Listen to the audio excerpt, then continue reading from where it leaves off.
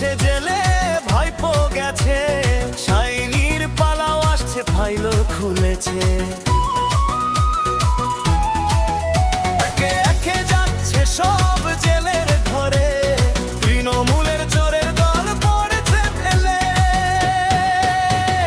ভাইপো গেছে জেলে, শাইনি যাবে জেলে, তৃণমূলের চোরের দল ধরা পড়েছে মেলে।